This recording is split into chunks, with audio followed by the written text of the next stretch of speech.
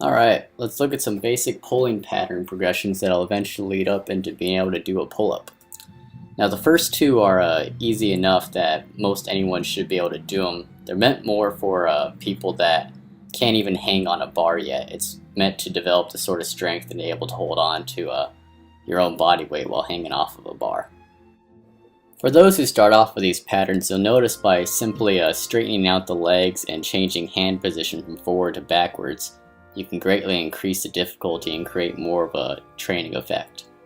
If you find these first few patterns are too easy for you, then simply move on to the next couple of patterns until you find one that presents a bit of a challenge for you, because this will be the best place to start.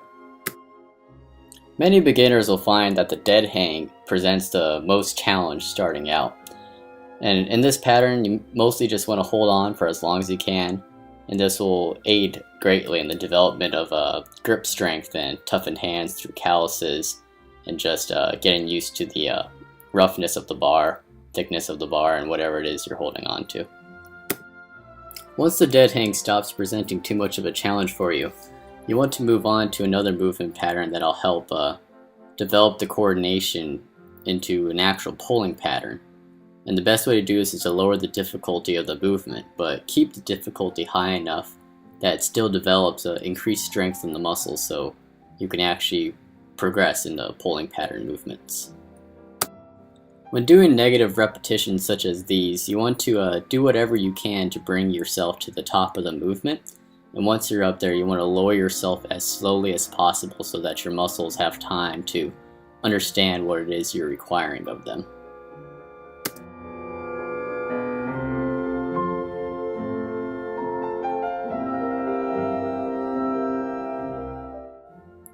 If you find that a certain part of the movement pattern is more difficult than the other, say the top of the movement or the bottom of the movement or somewhere in the middle of the movement, the easiest way to get past this sticking point is to simply do a negative until you get to that point in the movement and you hold it for as long as you can.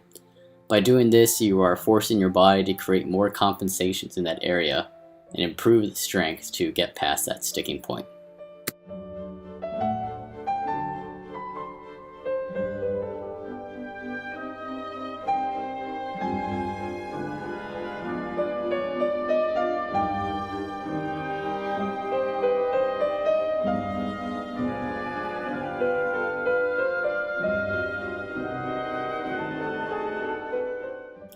Once all those sticking points have been completely smoothed out and they have ceased to be too challenging, you want to begin the movement patterns from the bottom instead of from the top down. And it's pretty self-explanatory. You just start with your arms extended at the bottom of the movement and you pull yourself until you bring your chest to the whatever it is you're pulling against, or to however high you can bring yourself, and that's where you want to go.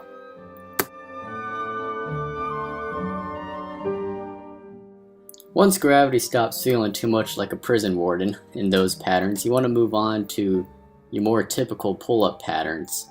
And start off with the easier ones, as you want to get yourself on top of the bar any way you see fit, whether it's jumping or climbing up, whatever the pull-up bar or tree branch or whatever it is you're pulling on is against, and simply lower yourself as slowly as possible.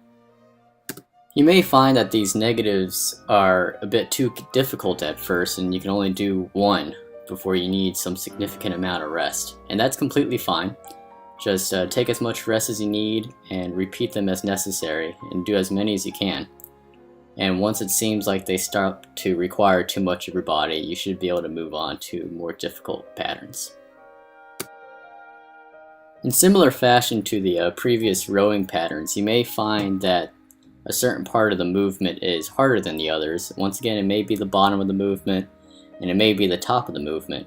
So what you want to do to get past those sticking points is the same thing, is you do a negative and you stop at the point that is most difficult for you and you hold that position for as long as possible to create more compensations and increase strength in that area.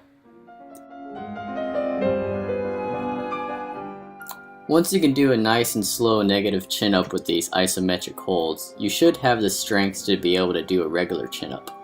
But if this isn't the case, then simply twist your hands around till they're facing forward and do the same thing with the pull-up pattern, doing various isometric holds, and this will help develop extra strength leading up to being able to do your first chin-up.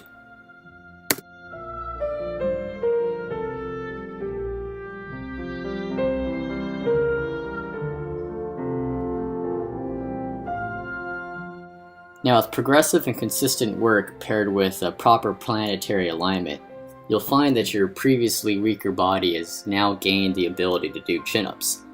Now, pat yourself on the back. It's a great accomplishment. Many people will never ever be able to develop this skill.